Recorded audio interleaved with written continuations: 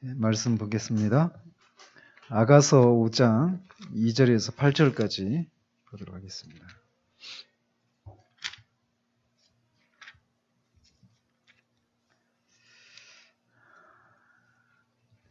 (5장) 2절에서 8절까지 한 절씩 교독합니다. 제가 가진 성경은 964쪽에 있습니다.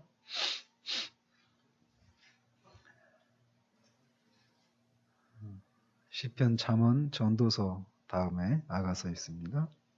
같이 읽겠습니다. 한 절씩 교독합니다. 내가 잘지라도 마음은 깨었는데 나의 사랑하는 자의 소리가 들리는구나. 문을 두드려 이르기를 나의 누이, 나의 사랑, 나의 비둘기, 나의 완전한 자야.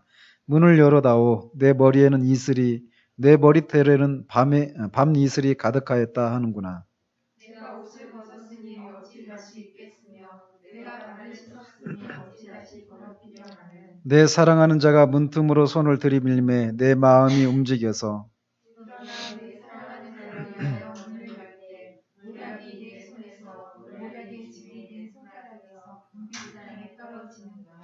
내가 내 사랑하는 자를 위하여 문을 열었으나 그는 벌써 물러갔네. 그가 말할 때에 내 혼이 나갔구나. 내가 그를 찾아도 못 만났고 불러도 응답이 없었노라. 성안을 수사하는 자들이 나를 만나니 나를 쳐서 사가게 하였고 방법을 파수하는 자들이 나의 겉옷을 벗겨 가져갔더라. 같이 예루살렘 딸들아 너희에게 내가 부탁한다. 너희가 내 사랑하는 자를 만나거든 내가 사랑함으로 병이 낫다고 하려무나. 아멘.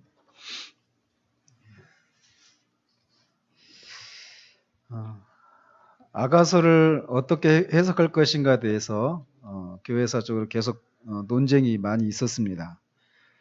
여기 묘사된 대로 문자 그대로 남녀 간의 사랑을 묘사하고 있는 것인가, 아니면 그 관계를 통해서 또 다른 무엇인가를 보여주고 있는가에 대해서 교회 역사상 오랜 논쟁이 있어 왔습니다.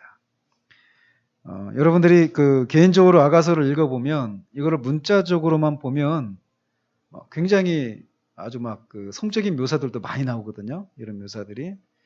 그래서 이건 남녀 간의 사랑을 묘사하고 있는 것이다 라고 하는 이런 입장이 있을 때 이 아가서를 해석을 설교를 하지 말아야 된다 이런 주장까지 하는 사람들도 교회사적으로 있어 왔었습니다. 그러나 일반적으로 하나님은 모든 관계들을 통해서 삼위 하나님 안에 있는 관계를 드러내기, 그 관계를 가르쳐주기 위해서 여러 관계들을 설정해 놓으셨다라는 것입니다. 지난주에도 우리가 결혼한 사람이 있지만 결혼은 이 삼위 하나님 안에 있는 진정한 연합과 사랑의 관계를 가장 극명하게 보여줄 수 있는 것입니다. 따라서 이 아가서도 단지 남녀 사이의 사랑의 관계를 그리고 있는 것이 아니라 하나님과 그의 백성, 특별히 그리스도와 그의 신부된 교회와의 관계를 보여주는 것으로 해석을 해야만 합니다. 아가서는 솔로몬 왕과 술람미 여인 사이에 일어나는 일들을 통해서 그리스도와 교회와의 관계를 우리에게 보여주고 있는 것이다라는 거죠. 잠시 아가서의 전체적인 구조를 보면 총 8장으로 되어 있는데 1장은 솔로몬 왕과 포도원 지기인 술람미 여인 간의 만남과 사랑의 시작으로 이렇게 다루기 시작합니다. 여기서도 은혜가 있어요. 왕과 포도원 지기인 여인. 그러니까 이 신분의 그런 큰 격차가 있잖아요. 왕이 찾아오는 거예요. 그러니까 그리스도인, 우주의 왕이신 그리스도께서, 하나님께서 그리스도를 통해서 우리를 찾아오시는 거죠. 그러니까 은혜가 되지 않아요? 그죠? 2장은 이 서로 간의 아름다운 사랑의 노래를 통해서 그 사랑이 점점 깊어져가는 그런 장면들을 그려주고 있습니다. 3장에는 이렇게 사랑의 이제 시작이 됐던 그 사랑이 점점 이렇게 전개되어지는 그런 장면들을 이렇게 묘사하고 있고, 4장은 본격적인 사랑의 전개 장면을 우리에게 보여주고 있습니다. 그리고 5장, 우리가 살펴보려고 하는 이 5장은 사랑의 갈등, 일종의 갈등이 벌어지고 있는 그런 모습들을 보여주고, 6장에서는 이 적극적으로 신랑을 찾아 나서는 신부의 모습과 신랑의 모습, 그리고 이제 둘이 이제 재회를 하는데 그 제외의 기쁨, 이런 것들도 이제 5장 제가 설명해 드리면서 이제 보겠지만, 성도와 그리스도 안의 그 관계 속에서 나타나는 그런 것들을 이렇게 묘사해 준단 말이죠. 그리고 7장은 이런 사랑의 갈등을 극복하고 처음보다 더 깊은 그런 사랑을 나누는 그런 모습들을 우리에게 보여주고 있고, 이 8장은 서로의 사랑을 확인한 신랑과 신부가 이 사랑의 노래를 하는 것을 이렇게 다루고 있습니다. 오늘은 5장 2절에서 8절까지만 살펴보도록 합니다. 이 5장 1절은 앞에 그 4장 16절에 이어지는 그런 구절이거든요. 그래서 그거는 4장과 같이 연결을 해서 살펴봐야 될 부분이고, 2절부터 8절까지만 보도록 합니다. 방금 말씀드린 대로 여기 5장은 신랑과 신부 사이에 일종의 갈등이 벌어지는 모습을 우리에게 그려주고 있습니다. 더 구체적으로는 신랑에게서 이런 갈등이 생겨나는 것이 아니라 신부에게서 이런 갈등의 모습을 우리에게 보여주고 있어요. 먼저 2절에 보면 술람미 여인이 잠에 들었습니다. 잠에 들었지만 잠에 들었을 때 솔로몬이 신랑이 찾아오는 장면이 나오죠. 여인이 잠에 들긴 했지만 깊은 잠에 들었던 건 아니고 마음은 깨어있다라고 표현한 것처럼 보면 잠에 들긴 했지만 막 다른 상념으로 또 머리가 이렇게 돌아가는 경우 있잖아요. 그런 상태에 있었던 것 같습니다. 그런 상태에 있을 때 신랑이 문을 두드리면서 그녀를 부릅니다. 나의 누이, 나의 사랑, 나의 비둘기, 나의 완전한 자요. 그러면서 그가 신부를 찾아오면서 머리가 밤이슬에 젖었다라고 말을 하고 있는 모습을 봅니다. 방금 말씀드린 대로 여기 나오는 신랑과 신부의 관계에서 우리는 그리스도와 교회의 관계, 교회라고 할 때는 그 교회를 구성하고 있는 우리 한 사람 한 사람을 향한 그런 것도 같이 적용을 할 수 있는 것이죠.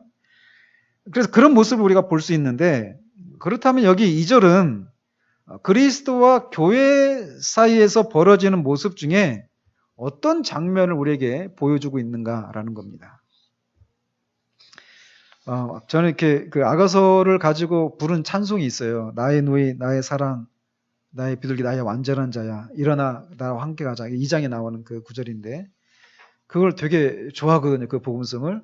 여기 없어요. 너무 아쉬워요. 그래서 반주자가 와야 돼요. 막 주님이 우리를 향해서 부르는 소리거든요.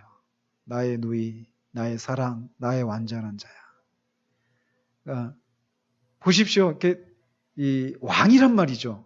왕이 포도원지기에 불과한 그 신분상의 그 큰 격차가 있잖아요. 그런데 그 상대를 향해서 이렇게 부른단 말이에요.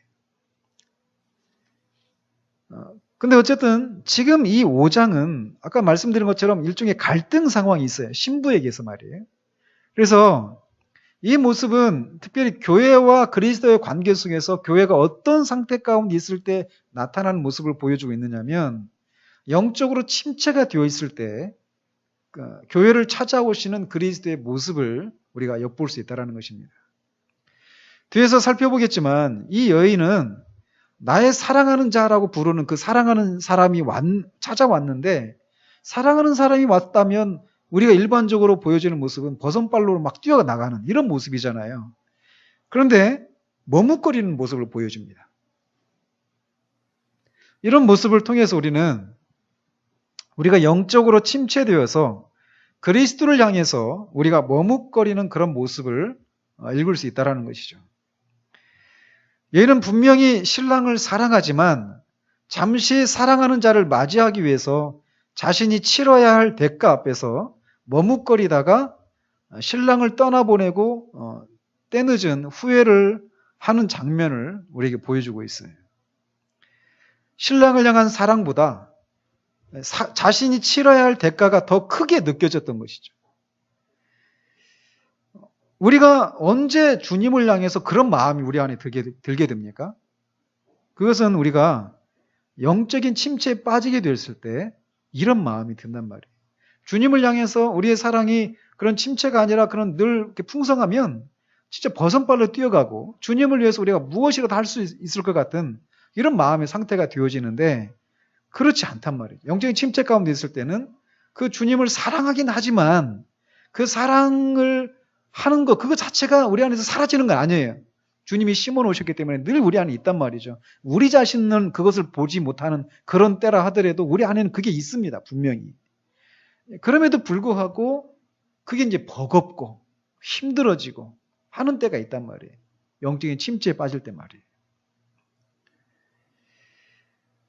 그런 때 이제 그리스도께서 찾아오시는 이런 장면을 우리에게 보여주고 있단 말이죠. 그때 이제 신랑이 여인을 찾아오듯이 우리가 영적인 침체 가운데 있을 때라도 주님은 이렇게 가까이 오셔서 우리에게 나타나심으로써 우리가 그를 갈망하게 하시고 찾아 발견하게 해주시는 거라는 거죠.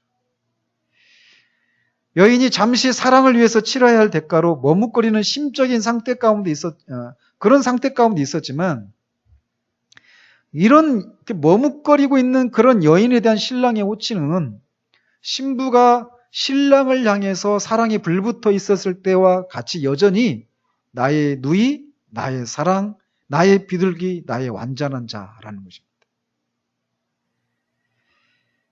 마찬가지로 우리가 주님을 향해서 우리의 사랑이 식어지고 또 사랑을 위해서 치러야 할 대가로 인해서 머뭇거리고 있는 그런 때 우리는 주님을 향해서 그렇게 나의 사랑하는 자라고 감히 부르지 못하는 그런 상태임에도 불구하고 주님은 여전히 우리를 이렇게 부르신다라는 것이죠.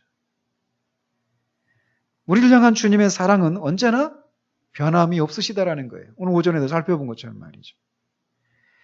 주님에게 신자들은 그들이 어떤 상황 가운데 있어도 심지어 주님을 등지고 주님의 마음을 아프게 하는 그런 때라도 여전히 나의 누이, 나의 사랑, 나의 비둘기, 나의 완전한 자라는 것입니다. 머뭇거리며 심지어 뒤로 물러가 있는 그런 때라도 주님은 신자를 향해 언제나 그 자리에서 불붙는 사랑으로 계시다라는 거예요. 우리 주님은 우리와 같은 분이 아니십니다. 우리가 주님을 대하는 것처럼 우리를 대하시지 않는다라는 거예요. 그러나 주님을 향한 우리의 사랑은 늘 아침 이슬과 같이 조변석게 합니다. 그러나 우리를 향한 주님의 사랑은 우리와 같지 않으시다라는 거예요. 그렇기 때문에 사랑의 교제가 가능한 거예요. 이게 은혜죠. 주님이 언제나 거기 계시다라고 하는 거. 복음은 항상 거기서부터 출발합니다. 우리가 늘 거기 있고 주님이 찾아오는 이런 관계가 아니라는 거예요. 주님이 늘 우리를 향해서 동일한 사랑의 마음을 품고 계시기 때문에 우리가 뒤로 물러가 있는 때라도 주님과 다시 그 관계를 회복할 수 있는 기회가 우리에게 있다는 것이죠. 신부를 찾아온 신랑은 그의 머리가 밤 이슬에 젖어 있다고 말을 합니다. 이것을 통해서 사랑의 교제를 위해서 신랑이 치른 희생의 대가가 무엇인가를 생각나게 하는 것이 왕입니다. 왕이 이 포도원지기에 불과한 이 여인을 사랑하기 때문에 밤 이슬에 젖으면서 찾아왔다라는 거예요. 왕이란 말이에요. 그것을 생각해 보면 이 왕이 뭐 밤이슬 맞을 수도 있지. 저도 연애할 때 밤이슬 맞았거든요. 그런 정도의 차이가 아니란 말이에요. 그러니까 이것을 통해서 이 밤이슬에 젖는 희생을 치르고서라도 신부와 사랑의 교제를 나누기 위해 찾아온 신랑의 사랑을 읽을 수가 있는 것입니다. 우리 주님이 바로 그런 분이시라는 거예요. 주님은 우리가 주님을 향해서 우리의 마음이 사랑이 식어지고 머뭇거리고 있는 그런 때라도 아픈 마음으로 그러나 언제나 동일한 사랑으로 머뭇거리는 자신의 신부인 교회를 구성하고 있는 개인 신자 한 명 한 명을 찾아오십니다. 사랑하는 연인이 방문을 했지만 잠시 머뭇거리는 장면을 봅니다. 3절에 보시면 내가 옷을 벗었으니 어찌 다시 입겠으며 내가 발을 씻었으니 어찌 다시 더럽히랴마는 이렇게 말을 하고 있어요. 이미 잠자리 들어서 옷도 벗고 발도 다 씻고 이제 그랬다라는 것이죠. 근데 이제 우리말로 이렇게 되어 있지만 그걸 영어로 이렇게 번역된 걸 이렇게 보면은 내가 반드시 옷을 다시 입어야 하는가? 내가 반드시 이 발을 다시 더럽혀야 하는가? 이렇게 질문이 되어 있습니다. 그러니까 뭐 의무를 나타내는 must 또는 should라고 하는 동사를 사용해 가지고 이렇게 말을 하고 있어요. 그러니까 이것을 통해서 우리가 알 수 있는 것, 여인의 마음 가운데 있는 마음이 어떤 것인가를 얼핏 알 수 있는데, 이 문을 열어달라고 하는 그런 연인의 요구에 여인이 내가 반드시 옷을 다시 입고 반드시 다시 발에 흙을 묻혀야만 하는가? 이렇게 생각을 했다라는 것이에요. 그러니까 여인은 지금 잠시 신랑의 방문에 의무적인 반응을 보인 거라는 거죠. 신랑은 한 나라의 왕이고 이 여인은 평범한 그냥 포도원지기에 불과한 여인이었단 말이에요. 근데 그런데도 불구하고 왕이 밤이슬에 젖은 채로까지 이 여인을 찾아왔단 말이에요. 한 나라의 국정을 살피는 일이 뭐 작은 일이겠어요? 근데 그 야심한 시간에 여인을 찾아왔단 말이죠. 그랬다면 버선발로라도 뛰어가서 맞이해야 함이 마땅한데 이 여인은 밤이슬을 맞으며 찾아온 신랑에 비해 자신이 치러야 될 대가가 그렇게 크지도 않은 것이란 말이죠. 그런데도 잠시 머뭇거리며 의무적으로 생각을 했던 것입니다. 우리도 이렇게 주님의 부르심에 신속하게 반응하지 못하는 경우들이 얼마나 많은가라는 거죠. 누가복음 14장에서 나오는 것처럼 나는 밭을 샀기 때문에 그 밭을 보러 가야 된다. 나는 소를 샀는데 그 소가 제대로 일을 할 수 있는 그런 건강한 소인지 알아봐야 한다. 난 새로 장가를 들어가지고 잔치에 갈 수 없다. 이렇게 말하면서 그 왕의 그 잔치에 참석하지 않았던 그 사람들처럼 우리도 주님의 방문을 선뜻 반기지 못하고 이런저런 이유로 미루는 경우들이 많다라는 거예요.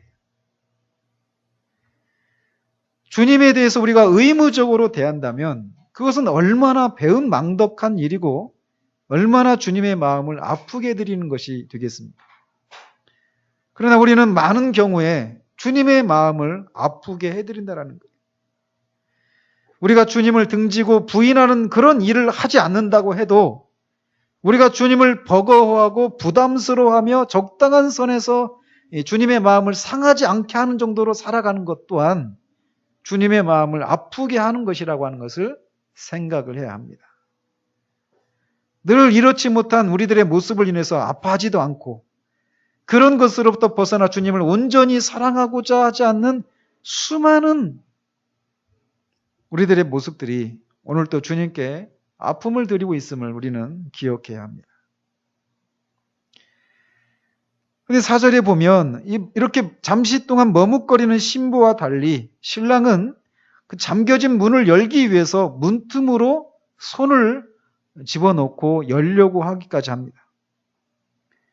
주님께서는 우리와 함께 하시기 위해서 문을 두드리실 뿐만 아니라 들어오시기 위해서 애를 쓰신다라는 것이죠.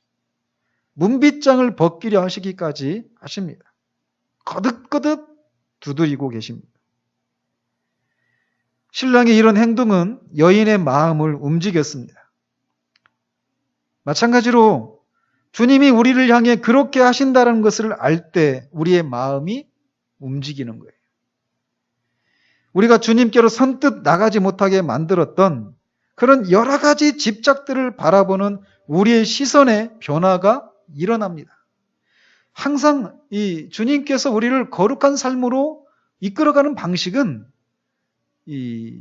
결국 우리 안에 우리 마음에서 사랑의 싸움에서 주님이 주도권을 주신 것을 통해서 거룩한 삶으로 우리를 이끌어 가시는 거예요. 우리를 향한 주님의 사랑이 얼마나 큰가를 깨닫게 될 때 우리가 치러야 될 대가들 이런 것들이 얼마나 사소한 것들이고 우리의 마음을 사로잡고 있는 것들이 그것 때문에 주님이 마음을 아프게 드리는 것이 얼마나 혐오스러운 일인가를 깨달을 때 우리는 우리를 사로잡고 있는 그 모든 것들로부터 자유로워지고 주님을 향해 우리의 마음을 쏟아낼 수 있다는 것이죠. 이렇게 사랑은 우리를 움직이는 힘이 있습니다. 사랑으로 우리를 이끌어 가시는 거예요. 어떻게 보면 주님 굉장히 늘 상처를 받으시죠. 우리 인간의 어떤 그런 생각을 가지고 우리의 입장에서 생각을 해본다면 주님은 늘 상처를 받으시는 거예요.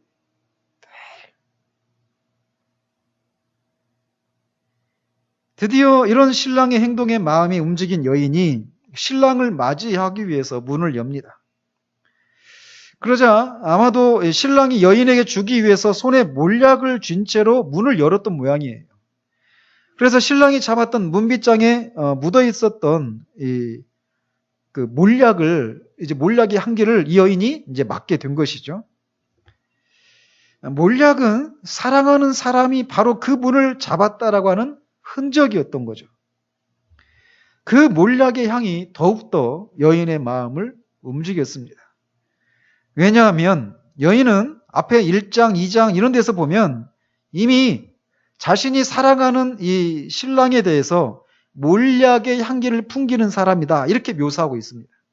그러니까 문에 몰약이 묻어 있고 여인의 손에서 몰약의 즙이 떨어질 정도로 흥건하게 묻어 있는 것은 분명히 사랑하는 사람이 왔다는 흔적이기 때문에 여인의 마음이 더욱 움직였던 것이죠.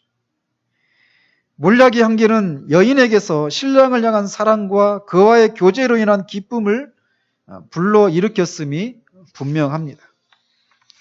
그런 것처럼 주님은 우리에게 다가오셔서 자신을 나타내십니다. 그를 따르는 사람들은 그가 결코 다가가기에 먼 곳에 계시지 않다라고 하는 것을 알게 될 거라는 거죠. 그래서 6절에 보면 사랑하는 자가 문을 열기 위해 문틈으로 손을 내밀어서 그가 왔다는 흔적인 몰약의 향기가 이렇게 진동을 하자 여인은 이제 더욱 마음이 움직여서 일어나서 문을 열었습니다. 그러나 불행하게도 신랑은 이미 그 자리를 떠나고 없었어요. 그러니까 그 여인의 지금 마음은 이런 거죠. 그가 물러갔습니다. 그가 말할 때 내 혼이 나갔습니다. 내가 그를 찾아도 못 만났고 불러도 응답이 없었습니다. 라고 하면서 절규하는 듯한 그런 표현을 얘기하고 있는 거예요. 여인은 그녀의 사랑하는 자의 음성이 그녀의 마음을 두드렸지만 그를 의도적으로 멀리해서 그를 만나기 위해 문을 열지 않았던 겁니다. 그녀는 그를 구하지 않았던 거예요. 그러나 뒤늦게나마 그녀의 부족함을 깨닫고 문을 열고 그를 찾았지만 이미 멀리 가고 없었다라는 것입니다. 그래서 여인은 막 자기 머리카락을 쥐어뜯고 옷을 찢으면서 자신의 손을 막 비비꼬면서 그는 가고 없네 라고 목 놓아 울려고 하는 그런 찰나에 있는 것입니다. 더욱이 그녀의 마음을 찢어 놓은 것은 이것이 바로 자신의 잘못으로 벌어진 상황이라는 것입니다. 그녀는 그를 노엽게 하여서 물러가게 했던 것입니다. 마찬가지로 우리를 부르는 음성에 대해서 우리가 범하는 실수는 부름을 들은 즉시 응답하지 않는다라는 거예요. 이런저런 핑계와 게으름으로 주님의 부름에 즉각적으로 반응하지 않고 주님을 찾지 않다가 뒤늦게 찾지만 이미 주님이 떠나시는 경우가 있다라는 거죠.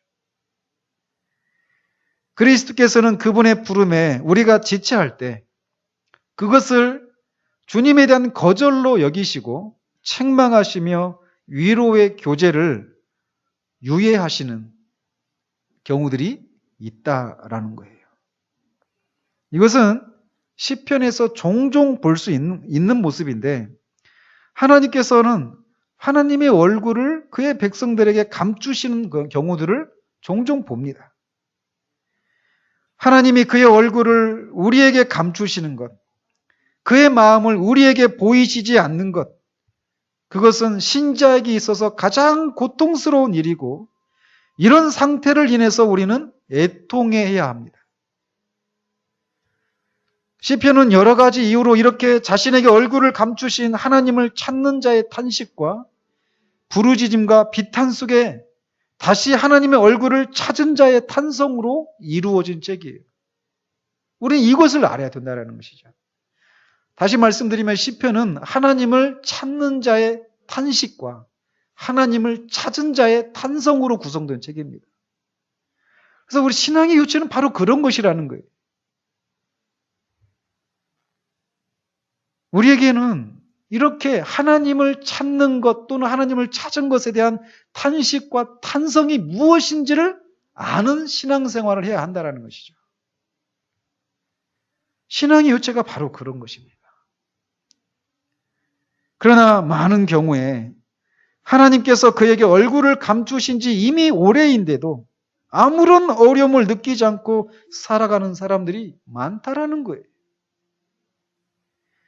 그리스도께서 이미 그에게서 떠나신 것처럼 그에게 주님의 사랑과 환대를 보이시지 않고 있는데도 무엇이 문제인가라고 생각하며 살아가는 사람들이 교회 안에 많다라는 겁니다.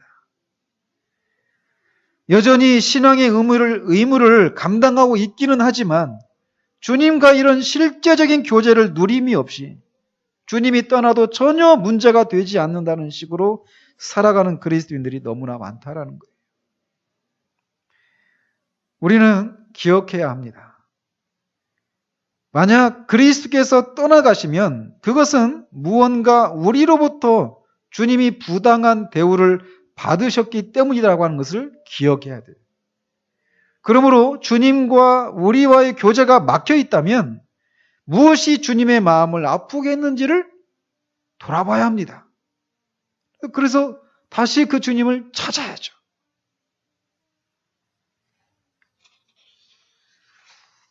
이렇게 떠나간 신랑이 떠나가자 여인은 7절에 보면 실성한 사람처럼 성 안을 돌면서 그가 사랑하는 사람을 찾아 나섭니다.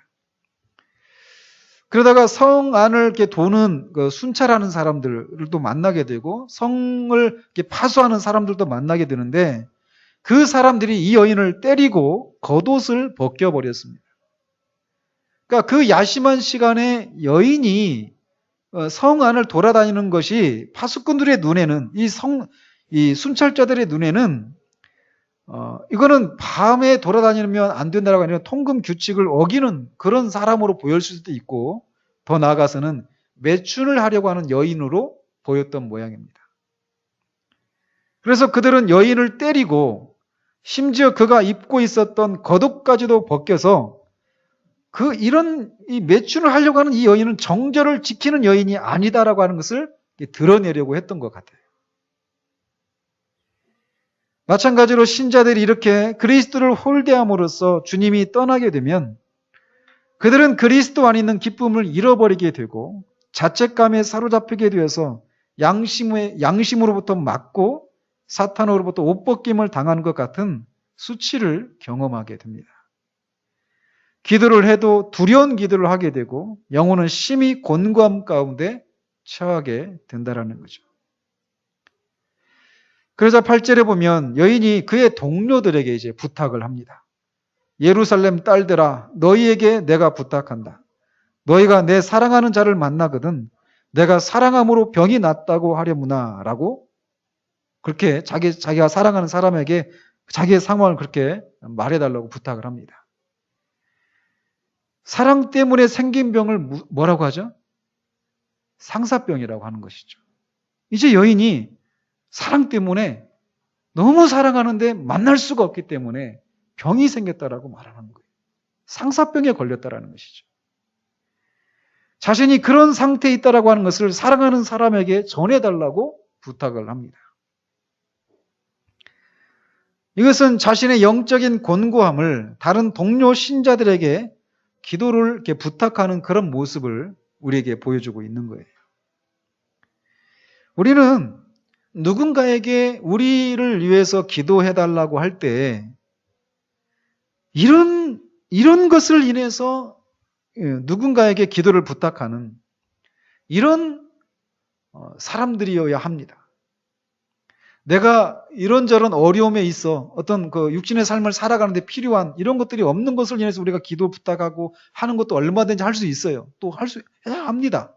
그러나 그런 것뿐만 아니라 이렇게 모든 것이 다 잘 되어 간다 하더라도 주님과의 그 관계 속에서 누리는 그 현재적이고 실제적인 그런 사랑의 교제가 없는 것 때문에 영혼이 겪고 있는 그 고통을 인해서 주님과의 관계를 다시금 회복할 수 있기를 위해서 기도를 좀 부탁한다고 하는 이런 기도 부탁. 이런 것이 우리 안에서는 자연스러운 그런 것이어야 한다는 거예요.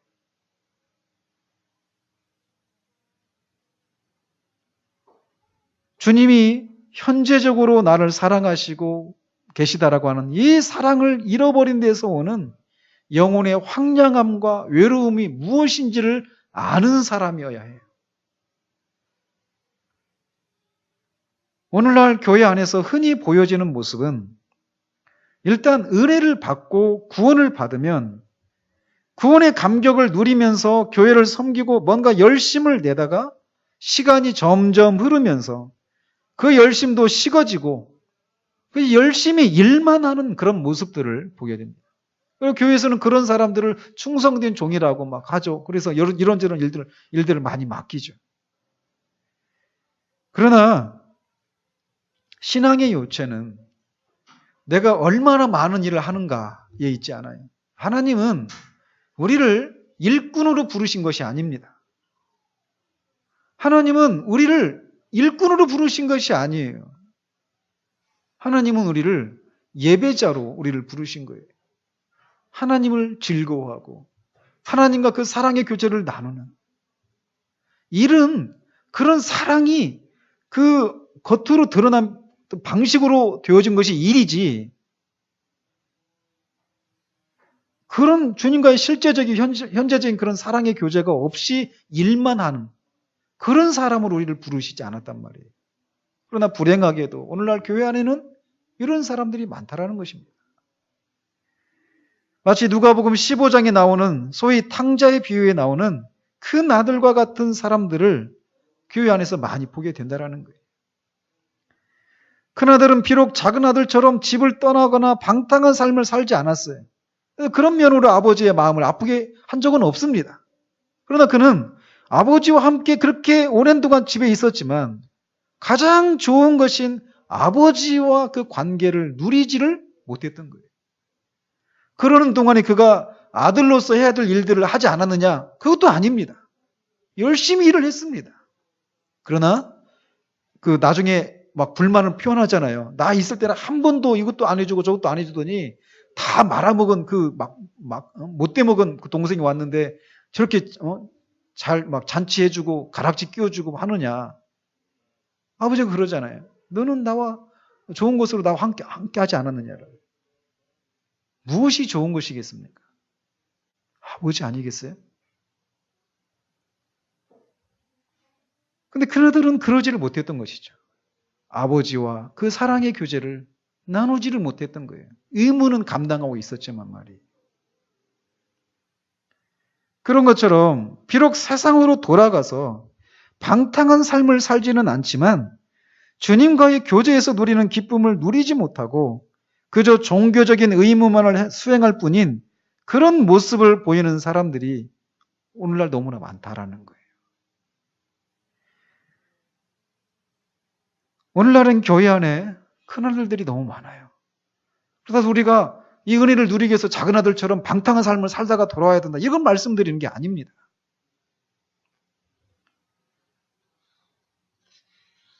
오늘 본문에 등장하는 여인은 처음엔 사랑하는 사람이 찾아왔을 때 자신이 처한 상황 때문에 잠시 머뭇거립니다. 그런데 사랑하는 여인에게 결국은 문을 열어줬지만 사라지고 만 것을 보면서 자신의 사랑을 찾아 헤매는 모습을 우리에게 보여주고 있어요. 그리고 마치 정신을 잃은 사람처럼 사랑이 병이 되어버렸습니다. 자신이 사랑하는 사람을 만날 수 없는 것을 인해서 상사병에 걸리고 만 것이. 그런 것처럼 자신을 향한 하나님의 마음을 읽을 수 없는 것 때문에, 하나님의 사랑이 자신에게 느껴지지 않는 것 때문에 마음을 졸이고 오늘 이 여인처럼 상사병에 걸린 것 같은 모습을 보이는 그리스도인들을 얼마나 자주 보시는가라는 거예요.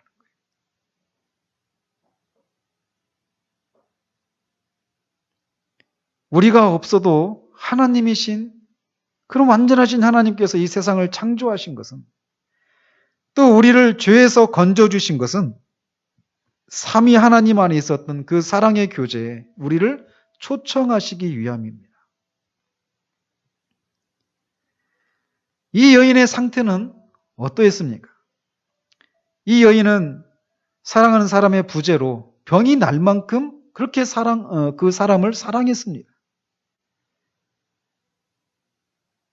그가 없는 것 때문에 이렇게 병을 앓고 도저히 견딜 수 없을 정도로 사랑을 했던 것이죠.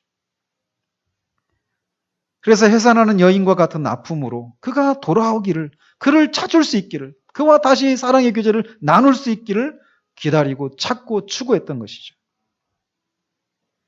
이 여인은 이스라엘의 그 가장 악한 왕인 아합이 그가 몹시 탐내는 나봇의 포도원 때문에 가지기를 원했지만 가지지 못하는 것 때문에 병이 난 것처럼, 그렇게 사랑 때문에, 사랑하는 사람 때문에 병을 앓았던 것입니다. 그런데 이 여인의 병앓이는 그 영혼이 건전하다라고 하는 것을 보여주고 있는 것입니다. 그렇기 때문에 그 병의 경과는 틀림없이 양호할 것이고, 그것은 죽음에 이르는 병이 아니라 삶에 이르는 그런 병일 것입니다. 세상에 대한 사랑으로 편안한 것보다 그리스도께 대한 사랑으로 병이 나는 것이 훨씬 더 낫습니다. 그녀는 사랑하는 사람이 떠나간 것 때문에, 그것도 자기가 머뭇거리고 하는 이런 것 때문에 떠나간, 이런 자책감이 들 수도 있는 그런 상황 가운데서 절망에 빠져들거나 이 병으로 자기는 죽고 말 것이라고 체념하지 않고 자기가 사랑하는 자를 찾으러 사람들을 보냈습니다. 그녀는 자기 이웃 사람들의 조언을 구했고 자기를 위해서 기도해 줄 것을 부탁했습니다. 그래서 그들이 자기를 위해서 그와 중재해 줄 것을 청하했던 것이죠. 이를테면 내가 비록 부주의하였고 어리석었고 게을러서 벌떡 일어나 마땅히 그에게 문을 열어주지는 않았지만 그래도 나는 여전히 그를 사랑하고 있었노라고 그에게 말해 주십시오. 그는 만사를 다 알고 계시니 그는 내가 사랑하는 줄을 아실 겁니다. 비록 내가 의무의 길에서 모자라는 경우가 한두 번이 아니지만 나를 그에게 진실한 자로 그렇게 나타내 주십시오. 뿐만 아니라 그가 내게 동정심을 품고 나를 도와줄 수 있도록 나를 그에게 연민의 대상으로 표현해 주십시오. 이렇게 부탁을 했던 것이죠. 이 여인은 순례꾼들이나 그 파수꾼들이 어떻게 자신을 학대했는지 그에게 말해달라고 부탁하지 않았어요. 그녀는 파수꾼들이 그 일로 아무리 불의했다고 하더라도 주님께서는 의로우시다라고 하는 것을 인식하고 있었던 것입니다. 그러므로 그녀는 이런 고난도 끈기 있게 참고 있었던 것입니다. 한 가지만을 부탁했어요. 내가 그에게 대한 사랑으로 상처를 입었습니다. 병에 걸렸습니다. 이것을 말해달라는 것이죠. 정상적인 그리스도인의 모습은 다른 어떤 괴로움보다 그리스도의 물러가심으로 인한 고통에 한층 더 민감한 모습을 보이는 사람입니다.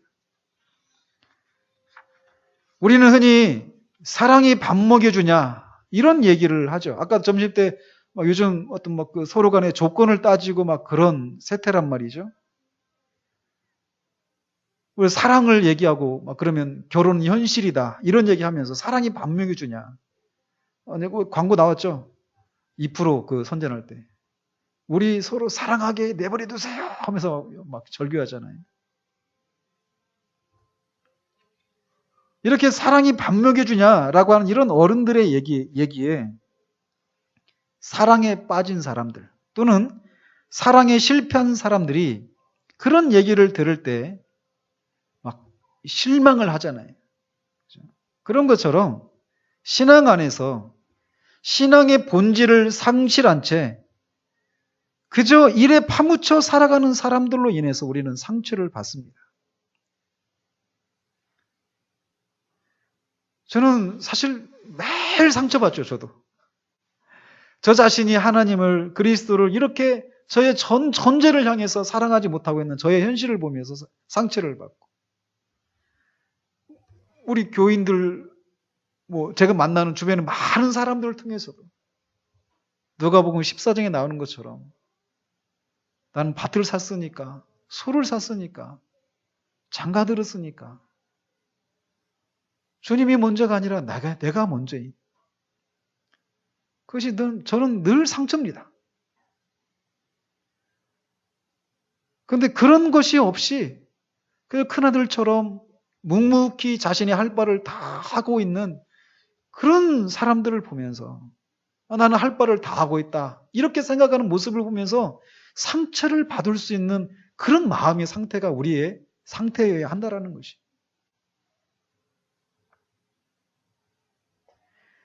여인은 사랑을 찾기 위해 성안으로 찾아갔다가 순례자들과 파수꾼들에게 맞고 겉옷을 빼앗겼습니다. 자신의 사랑을 찾아 헤매는 여인은 다른 사람에게는 미친 사람이거나 어떤 정해진 규칙을 어기는 사람에 불과했습니다. 정상적인 모습으로 보이지 않았던 것이죠. 마찬가지입니다. 우리가 어떤 이유로든 하나님과의 관계에서 멀어지게 되었든지 다시금 우리 안에서 식어진 하나님과의 관계를 회복하기 위해서 우리는 어떤 대가라도 치르고자 하는 열심이 있어야 돼요. 그 찬양 가사가 있죠. 나는 갈보리 산이라고 불리는 언덕을 믿습니다. I believe whatever the cost. 대가가 무엇이든지 나는 그것을 믿습니다. 그런 것처럼 우리는 이 사랑의 관계를 회복하기 위해서 어떤 대가라도 기꺼이 치르겠느라고 하는 이런 모습들이 우리 가운데 요구되어진다는 거예요. 도대체 사랑이 뭐길래 그렇습니까? 옛날에 사랑이 뭐길래 이런 드라마 있었죠. 도대체 사랑이 뭐길래 이렇게 주님과의 그 현재적이고 실제적인 그런 생생한 사랑의 관계를 회복해야 된다고 하고 이렇게 얘기를 하는 것일까요? 솔로몬은 이 야가서 8장에서 사랑의 기세를 이렇게 노래하고 있습니다. 너는 나를 도장같이 마음에 품고 도장같이 팔에 두라. 사랑은 죽음같이 강하고 질투는 수월같이 잔인하며 불길같이 일어나나니 그 기세가 여호와의 불과 같으니라. 많은 물도 이 사랑을 끄지 못하겠고 홍수라도 삼키지 못하나니 사람이 그의 온 가산을 다 주고 사랑과 바꾸려 할지라도 오히려 멸시를 받으리라. 이렇게 말을 합니다. 저는 사랑에 대한 묘사가 너무너무 이렇게 엄청나게 다가와요. 이 아가서 8장 6절과 7절 말씀인데 사랑은 죽음같이 강하다. 많은 물도 이 사랑을 끄지 못하고 홍수라도 삼키지 못한다라고 말을 하고 있습니다. 사랑은 무능력하고 감상적인 것이 아닙니다. 사랑은 일반적인 우리의 그 일상적인 관계에서도 그렇잖아요. 자녀를 향한 이 엄마나 아빠의 그 사랑이 얼마나 큽니까? 아이가 불구덩이에 빠져 있을 때 얼마 전에 그 의정부에서 불 났을 때 그랬죠. 젊은 엄마가 그 자기 아들인가 딸인가를 살려놓고 죽었잖아요. 그게 합리적으로 생각하면 그렇게 하는 게 맞습니까? 이거 합리적으로 생각할 수 있는 게 아니란 말이에요. 분명히 자기가 죽는다는 걸 알면도 불구하고 사랑이 이런 일을 하는 것이죠. 사랑은 무기력하고 감상적인 것이 아닙니다. 하나님의 사랑이 자신을 십자가에 내어주는 거예요. 사랑은 강력한 힘이 있습니다. 사랑은 죄를 이깁니다. 사랑은 세상을 이깁니다. 사랑은 어떤 고난이나 핍박도 이기는 거예요. 사랑은 참으로 능력인 것이죠. 그렇기 때문에 우리는 주님과의 사랑의 관계를 반드시 회복해야 됩니다. 그래야만 죄를 이기고 세상을 이길 수 있으니까 그래요. 이 관계를 회복하기 위해서 어떤 대가라도 치르고라도 이 관계를 회복해야 한다는 거예요. 이 여인은 나중에 다시금 사랑하는 자와 관계를 회복합니다. 잠시 여인을 떠나갔지만 완전히 그녀를 잊었던 것이 아닌 거예요.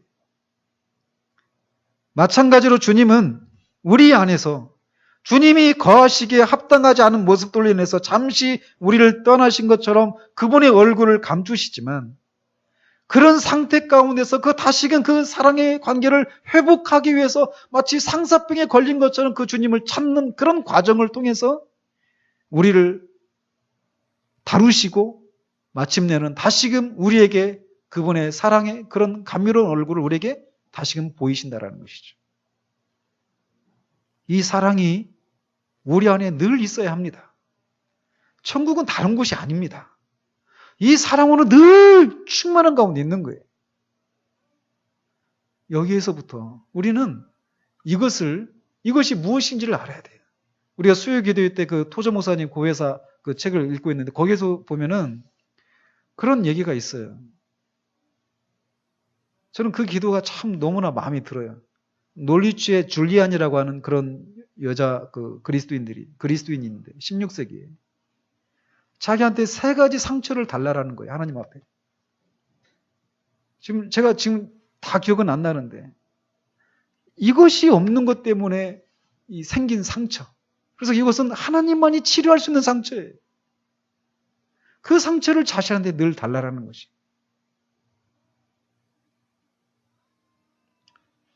우리가 주님을 위해서 얼마나 많은 일을 할 수 있을까요? 주님은 우리에게 그걸 요구하십니다. 사랑. 우리 안에 이 상사병에 걸린 것 같이 주님을 찾는 것이 무엇인지를 우리 모두가 알아서 그냥 큰아들처럼 우리가 마땅히 해야 될 것들을 그냥 꾸역 감당하는 이런 정도의 신앙이 아니라 모든 것이 다 잘 되어가고 있음에도 불구하고 이것이 없기 때문에 영혼이 정말 정신병자처럼 보여서 다른 사람들한테 정상적인 사람으로 안 보여질 정도로 주님을 찾는 그런 것이 우리 가운데 있어야 돼요. 우리 모두가 그런 사람이기를 바랍니다. 기도하겠습니다. 하나님 아버지,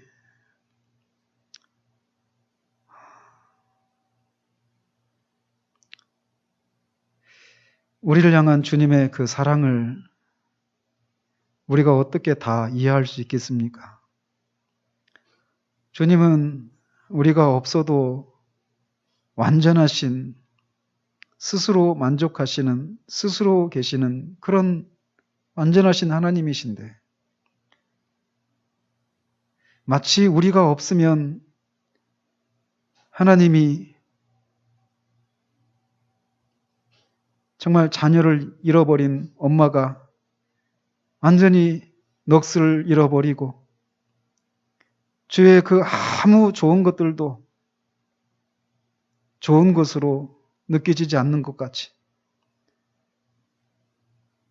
완전하신 하나님이 우리를 그렇게 사랑하신다라고 하는 것을 우리가 어떻게 이해를 할 수 있겠습니까?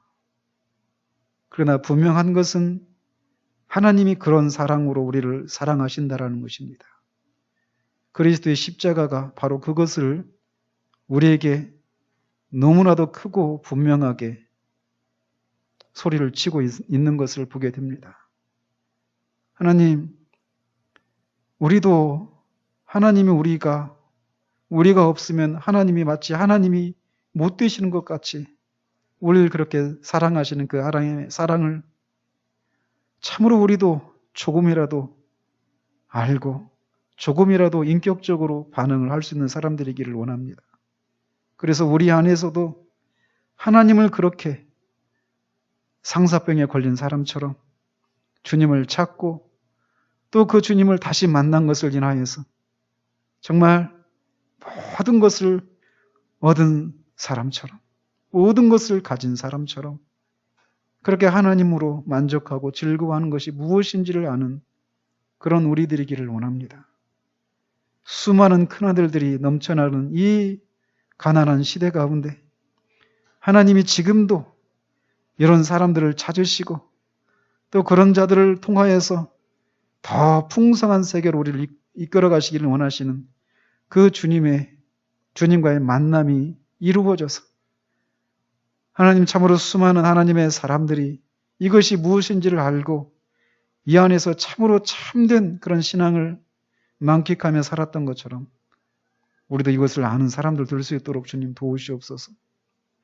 우리의 눈을 열어서 정말 우리 안에 이 하나님이 우리에게 주신 이 상처가 우리 가운데 있어서 그 상처를 인하여 주님을 찾는 그래서 하나님을 찾는 탄식과 하나님을 찾은 탄성이 늘 우리의 삶 가운데서 끊임없이 이어져가는 삶이 될 수 있도록 주님 도우시기를 원합니다.